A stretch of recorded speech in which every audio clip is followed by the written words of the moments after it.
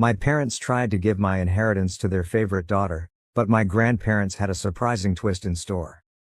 Male 28-year-old comes from a family with a convoluted and long history of favoritism.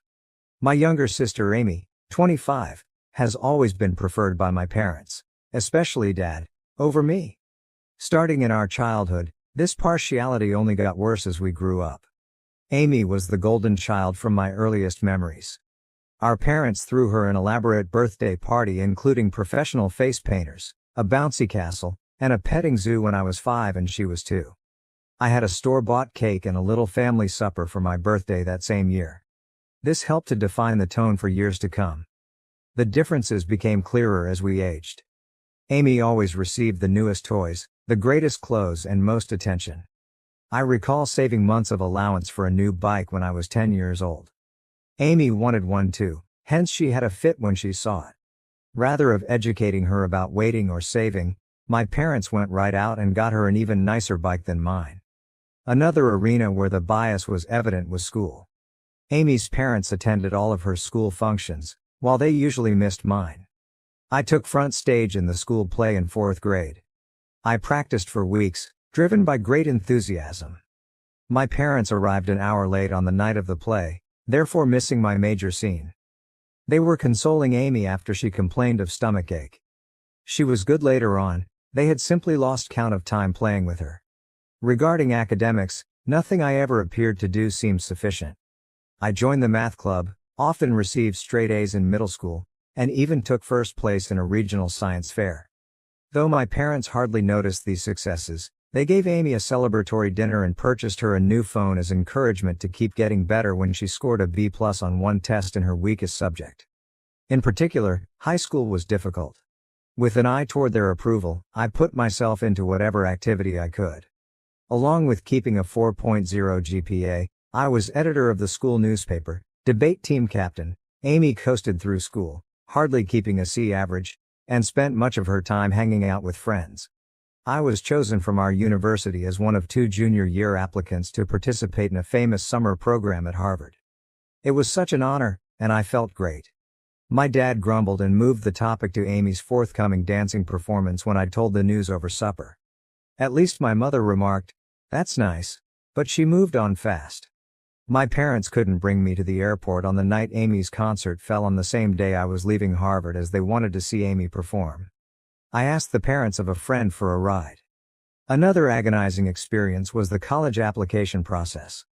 I worked months on improving my essays, engaged in extracurricular activities, and SAT preparation. Several elite colleges accepted me and I was given a sizable scholarship to my ideal college. When I told my parents about this at supper, their reaction was barely passable. "That's good, but don't let it run to your head. College isn't everything," my dad advised. "Just remember about us when you're off becoming a big shot," my mother said. On the other hand, my parents were quite understanding when Amy barely passed high school and chose not to attend college. They admired her for knowing herself and for defying social expectations. Something they never done for me, they even paid for her a car as a graduation gift. Emotionally, this persistent favoritism suffered me greatly. Over my teens and early 20s, I battled anxiety and despair. Beginning therapy in college, I came to realize that my parents' actions were not my fault. Years of effort were needed to develop my self-esteem and learn to validate myself rather than depending on my parents' approval. My immediate family did not help me, yet I still managed to lead a decent life. By the time I finished from college with honors, I had a decent job in finance, and even purchased my own house by 27 years old. Though my parents aren't, I'm glad of what I've accomplished. Here then, is where the current drama begins. On Dad's side, my grandfather died not too long ago. He left a sizable estate and was a successful businessman who started from nothing. In his will, he split his possessions equally among his grandchildren, including me, Amy, and our cousins, as well as his children, Dad and his siblings. My portion of the bequest was significant, roughly $500,000. It would have let me invest in my future, pay off my education loans, and perhaps even launch my own company someday. This unanticipated windfall and the chances it could present made me happy. When the will was read though, my parents clearly became agitated. Later, They drew me aside and said they felt it was unjust I received an equal portion. Amy, who lives in our parents' basement and works part-time at a coffee shop, said she needed the money more since she was suffering. Though stunned, I attempted to keep cool. I clarified that Grandpa made this decision. They had no say on how he decided. They insisted I should act morally and give Amy my fair part. They became enraged when I turned down and began guilt-tripping me, calling me unappreciative and selfish. Every incident my dad could recall where they had helped me came under discussion. Though I worked part-time to help with finances, he emphasized paying for my medically necessary braces, buying me school supplies, the bare minimum, and allowing me reside at home during college. He conveniently forgot about the car they bought Amy, the many shopping sprees, and the fact they still support her at 2025. The matter got rapidly more serious. Acting as the will's executor, my dad chose to handle things himself. Along with her own inheritance, he declared he would be interpretation Grandpa's intentions and give Amy my whole part. He said Grandpa would have wished if he had known our unique situation. I was broken. This was not only obviously illegal but also a terrible reminder of how little my parents thought of me. Pointing that Grandpa had always treated all his grandchildren equally and that he was aware of our circumstances, I tried to reason with them. Then my mother accused me of speaking ill of the deceased by implying Grandpa would have preferred anything else than what my dad was advocating. I mentioned certain memories of Grandpa pushing my academic and career goals, but my parents brushed off these as misinterpretation. They said Grandpa wanted to make sure Amy was taken care of and had privately voiced worry about her future. They had no response when I asked why he hadn't simply penned the will that way then. Amy, for her part, was awkward about the circumstances but did not voice criticism of our parents. She merely shrugged and said, "Mom and Dad know best," when I tried to chat to her alone. She obviously wasn't going to be much help. Feeling misled and wounded, I asked Grandpa's widow, my paternal grandma, for guidance. Hearing what was happening, she became enraged. She informed me that my parents had no authority to alter the will and that this was exactly not what Grandpa had planned. Grandma sent some material that clarifies the matter. Several years ago, apparently, my parents asked Grandpa to give everything to Amy in his will. Grandpa had steadfastly objected, saying he thought all of his grandchildren should be treated equally. He had even included a stipulation in his will declaring that anyone challenging the equitable distribution would lose their portion. Equipped with this knowledge, I challenged my parents. Grandma's disclosure of their earlier attempt to affect the will startled them. Saying they were only looking out Amy's future helped my dad try to defend it, but I could see the guilt on their faces. Grandmother acted right away. She got in touch with her will's other executors and attorney. She also got in touch with my dad's siblings, who shared her equally strong indignation at what he was attempting. Taken together, they stopped my dad's scheme and guaranteed that the will would be carried out as stated. Though they are unhappy with me, my parents were obliged to back off. They argued I should have handled this in-house instead of involving others and accused me of turning the family against me. My mother sobbed over how I had split the family and deceived them. I said I had never expected anything from them anyway, when my dad threatened to cut me out of their will totally. Now, should I accept the inheritance, they are threatening to break off all communication. My dad even went so far as to suggest that I would not be welcome in their house should I inherit it. In a particularly low blow, my mother remarked that my acceptance of the money reveals that I never truly loved them and was merely ready to profit from their passing. The matter splits the extended family. A few of my cousins are encouraging since they understand the long-standing favoritism and value me for advocating myself. Others believe I should have yielded in order to preserve peace since family harmony comes first over financial considerations. Although my dad's siblings are definitely on my side, this has strained their relationship as well as my parents. Amy finds herself enmeshed in all this. She confided in me privately that although she feels bad and didn't ask for this, she is not ready to challenge our parents. She's been trained her whole life to depend on them and seek their praise, hence I don't blame her totally. Still, a part of me longs she would help me just once. This circumstance has brought out a lot of past suffering and bitterness. I find myself remembering all the times I was passed over or discounted in favor of Amy, the birthday celebrations I missed, the school functions my parents missed, the successes that went unreported. This one occurrence seems to be bringing to a head a lifetime of unfairness. Though the whole affair has caused a great divide in the family, I am keeping my ground and want to take my inheritance as Grandpa meant. My parents hardly talk to me, and family get-togethers have grown awkward. I missed our monthly family meal last week for the first time ever since I could stand the cold shoulders and accusing glares. Though there is turmoil, a tiny bit of me feels empowered. I'm confronting the unfair treatment by my parents for the first time in my life. I'm declaring my value and refuse to be written off. It's both terrible and freeing at once. Though I think I'm in the right here, the family drama is draining me. Something I hadn't experienced since college, I have started having anxiety attacks once more. To assist handle all this stress, I'm thinking about returning to therapy. Am I the one who should have refused to comply with my parents' expectations and accepted my inheritance? Should I have simply handed Amy the money to maintain peace? Although I'm bored of being the family scapegoat, I also fear losing my family totally. Any guidance or viewpoint would be much valued. Update.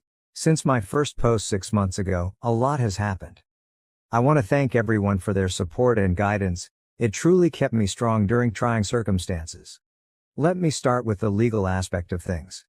Many of you advised, and I did see my own attorney. He verified that I had every right to inherit and that what my dad attempted was in fact illegal. He helped me record everything and ready to act legally should needed.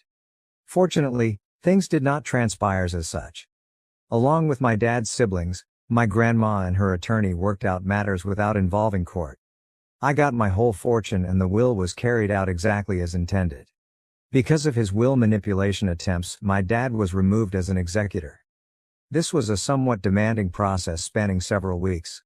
My parents threatened litigation, there were tense meetings and furious phone calls, but ultimately the law was unambiguous and they had to back off. Still ongoing though, the family fallout has been noteworthy. At first, my parents doubled down on their viewpoint. They charged me with being avaricious and neglectful of my sister. They also sought to mobilize other family members against me, disseminating allegations that I had somehow coerced Grandpa into giving me money. Luckily, most of the family saw through their trickery. About 1 month following the will's acceptance, there was one really unpleasant occurrence at a family gathering. When my parents showed there unannounced, my aunt was hosting and hadn't asked them to come, they started a scene. Starting to shout about how I had taken from Amy and corrupted Grandma against her, my dad became saying I had ruined all these wonderful memories. My mother flung an old photo album squarely at my feet. It was awkward and terrible. It took several relatives to cool things down and persuade my parents to leave. Bless her heart, my grandmother turned out to be my most powerful supporter over all of this. She related tales of how my grandfather had always been pleased of my achievements and how he especially wanted to make sure all his grandchildren had equal chances. She even said Grandpa had maintained a scrapbook of my accomplishments, newspaper clippings of academic honors, copies of my college acceptance letters, and even the program from that university play my parents had been late for. This insight was sad as well as wonderful. Grandma also volunteered to straighten the records with the wider family. She organized a family gathering excluding my parents, laying out the entire history of my parents' partiality including events I had long forgotten or never ever heard about. Having someone at last recognize the unfairness I had gone through for years was vindicating, but it also reopened old scars. About my sister Amy, she at last found her voice in all this. She came to me personally and apologized for not sticking up for me earlier after some soul-searching and several long talks with our grandmother. She said she thought our parents' preference was improper, but she had been too terrified to confront it. We discussed our childhood and how it influenced both of us in great length and emotional intensity. Amy admitted that being the favorite child wasn't as wonderful as it seemed. She never learned how to stand on her 2 feet and felt great pressure to live up to our parents' expectations. She told tales of times she yearned to accomplish things on her own, but our parents would swoop in and handle everything for her, therefore depriving her of the opportunity to develop and learn from her mistakes. For our relationship, this talk marked a sea change. We began to mend the sibling link our parents' partiality had broken. Just the two of us have been routinely meeting for coffee to discuss and encourage one another through this family crisis. Declaring that she was going to pay for college with her inheritance astonished everyone. She claimed seeing me stand up for myself motivated her to start managing her own life. Once she decided what she wanted to study, she registered in a nearby community college, first intending to transfer to a 4-year university. Our parents let out startled gasps. They knew, I believe, that their babying had not done Amy any favors. The response of my parents to all this has been diverse and changing. They first attacked both of us angrily. They tried to guilt Amy into quitting college to help the family, since they said I turned her against them. They changed strategy when that proved ineffective. After several protracted talks with my grandmother and seeing Amy's great transformation, my mother began to recognize how damaging their actions had been. She has made some hesitant moves toward reconciliation, even beginning therapy to address her problems. She got in touch to apologize, owning that she had been unfair and requesting a chance to right things. It's a slow process, and while I'm gently hopeful, I'm also keeping strong limits. Sadly, my dad has been less likely to own any mistakes. Still furious, he feels as though he is the victim in all this. He has been chilly toward Amy since she chose to go to college and hardly speaks to me. He has tried a few times to control us, threatening to sell our childhood house should we fail to come to our senses, or forgiving us should we realize we were wrong. Although we are both standing strong, it hurts to see him distance both of his children like this. The dynamics among the extended family have changed dramatically. I now live closer to my dad's siblings, who have been quite helpful, and my grandmother. Having heard from my aunts and uncles about handling my dad's challenging conduct over the years, it has lessened my loneliness in this fight. Deeper bonds with some of my cousins who stood by me have also developed. Starting a monthly cousin meal allows us to all catch up, free from the drama of the older generations. For myself, I have been making sensible use of my inheritance. Having paid off my college loans, I now feel an amazing degree of financial freedom. Working with a financial advisor, I have assembled a varied investment portfolio. I have also set aside some funds to maybe launch my own company some years forward. Opening a community center with reasonably priced mental health treatments and financial literacy seminars is something I'm investigating. But for me, buying therapy for myself and volunteering to do the same for Amy has been the most significant application of the money. Both of us are learning to set reasonable limits with our parents and are working on healing from our childhood events. Though it's a long road, I already feel as though I'm developing in knowledge and ability to overcome emotional neglect and long-term partiality. This whole process has brought some surprising good improvements into my life. I now know a great deal about establishing limits and defending myself. Though I know I did the right thing, it hasn't been easy and there are still difficult days. I feel good about myself for resisting guilt and pressure. Among the most unexpected results has been a change in my work path. Dealing with all this family conflict and undergoing therapy has helped me to see my own passion about supporting people who, dealing with all this family dysfunction, and doing therapy has helped me to see how driven I am about supporting others who have gone through same family dynamics. Currently thinking about returning to school to specialize in adult children of emotionally immature parents and work as a family therapist. I have also been helping youngsters from challenging family homes at a nearby youth facility.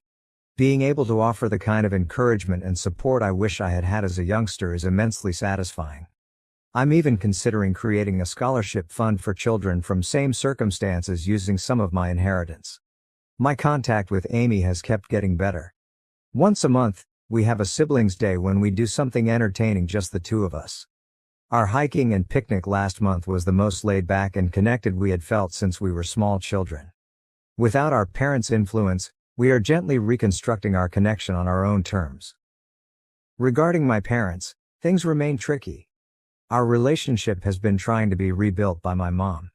She has been routinely attending therapy and has even begun to see some of the damage her favoritism brought about. We have had a few one-on-one lunches when we have had some honest, though challenging talks regarding our past and forward direction. Though it's not flawless, improvement is evident. My dad still objects to change though. He still says he done nothing illegal and that Amy and I should be appreciative.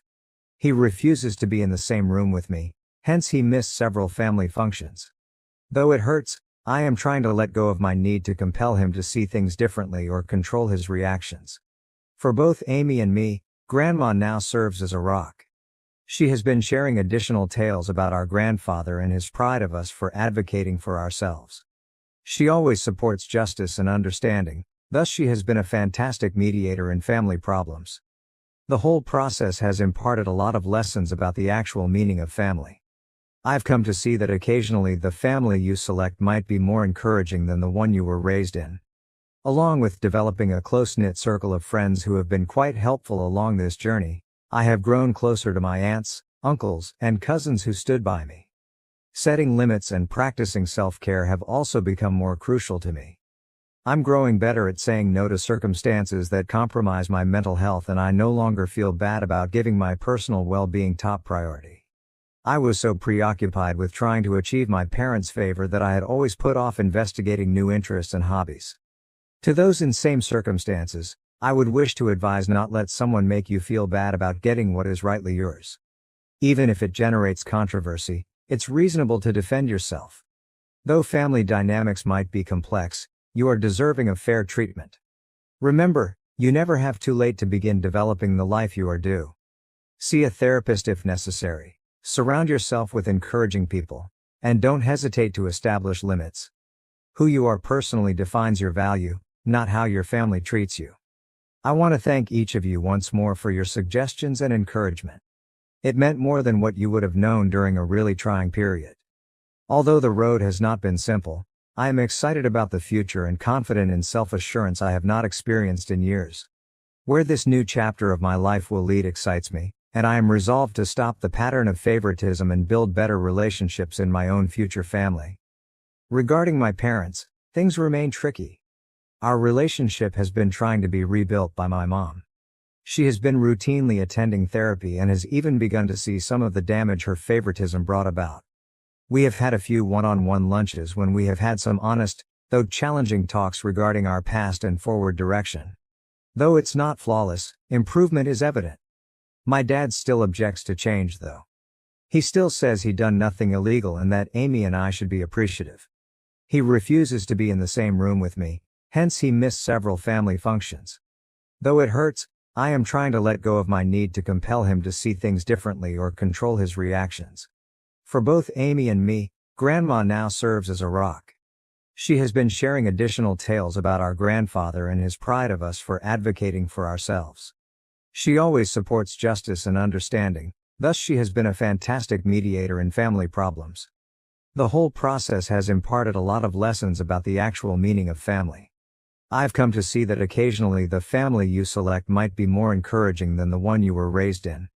Along with developing a close-knit circle of friends who have been quite helpful along this journey, I have grown closer to my aunts, uncles, and cousins who stood by me.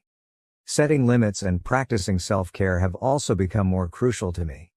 I'm growing better at saying no to circumstances that compromise my mental health, and I no longer feel bad about giving my personal well-being top priority. I was so preoccupied with trying to achieve my parents' favor that I had always put off investigating new interests and hobbies. To those in same circumstances, I would wish to advise not let someone make you feel bad about getting what is rightly yours. Even if it generates controversy, it's reasonable to defend yourself. Though family dynamics might be complex, you are deserving of fair treatment. Remember, you never have too late to begin developing the life you are due. See a therapist if necessary. Surround yourself with encouraging people. And don't hesitate to establish limits. Who you are personally defines your value, not how your family treats you. I want to thank each of you once more for your suggestions and encouragement. It meant more than what you would have known during a really trying period. Although the road has not been simple, I am excited about the future and confident in self-assurance I have not experienced in years. Where this new chapter of my life will lead excites me, and I am resolved to stop the pattern of favoritism and build better relationships in my own future family. Thank you for watching.